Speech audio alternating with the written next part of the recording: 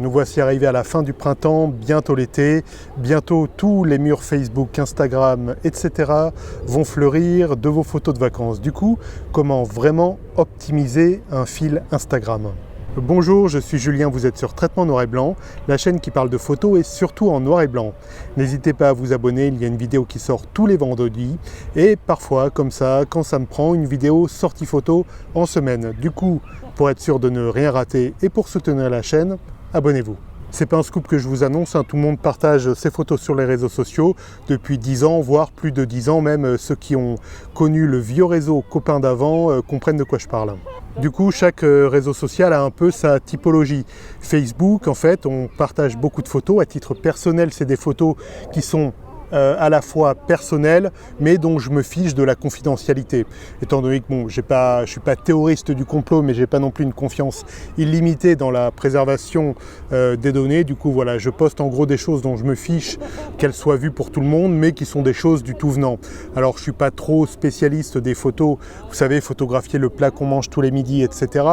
Mais il m'arrive d'en mettre quelques-unes et Facebook me sert à ça. En revanche, Facebook, c'est pas un réseau social qui est très orienté. C'est un réseau très généraliste où on voit beaucoup de photos, mais on ne voit pas beaucoup des photos vraiment d'art. Alors évidemment, vous vous abonnez au fil Facebook, vous devenez ami ou vous likez des pages de photographes, vous verrez des photos d'art, mais c'est en général utilisé pour vraiment mettre des photos d'art, mettre des photos de plats, des photos de ce que vous voulez, des photos moi dans la rue, moi au magasin, la dernière chose que je me suis acheté, bref, c'est pas spécialisé, du coup les photos sont un peu noyées dans la masse.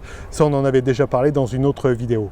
Pour les photos, à titre personnel, j'ai un compte Flickr, mais alors que j'alimente, mais que je n'entretiens pas du tout. Je crois il est suivi par même pas 10 personnes, mais j'ai surtout un compte Instagram où je publie beaucoup de photos. Alors en story, parfois des photos un peu backstage de vidéos que je fais, et j'utilise le fil vraiment Instagram pour les belles photos. Ouais, alors là, chacun fait ce qu'il veut, mais c'est ostensible que je tourne une vidéo là avec le micro, le pied. Il y a v'là la place devant moi pour passer, et il y en a qui passent quand même derrière moi dans le champ. Enfin bref, la suite. La première chose que je peux vous inviter à faire, tout simplement, je vous laisse l'adresse de mon propre Instagram Vexin Photographie, où je publie une photo tous les jours, du lundi au vendredi, parfois quelques stories backstage, comme je disais. Mais voilà, je vous laisse l'adresse. Une petite précision, tous les conseils que je vais donner là, c'est pas pour devenir un grand influenceur, avoir beaucoup de likes, beaucoup d'abonnés sur Instagram.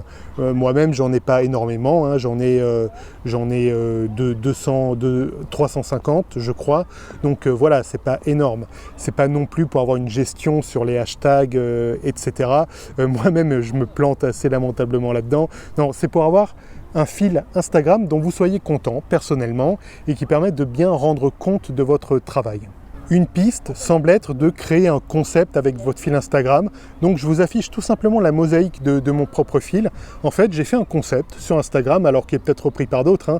Je ne pense pas l'avoir créé, mais en tout cas, voilà. C'est une photo chaque jour en alternance couleur et noir et blanc. Le premier avantage, c'est que pour les personnes qui me suivent, ça crée une diversité, comme ça chaque jour avec cette alternance couleur noir et blanc. Ça crée même de loin un aspect esthétique au fil d'actualité, enfin au fil de photos. Du coup voilà, c'est un concept alternance noir et blanc, vraiment tous les jours, qui permet d'avoir un fil de photos esthétique. Vous pouvez aller plus loin et faire comme certaines personnes qui découpent carrément une photo en 9 et qui proposent une mosaïque.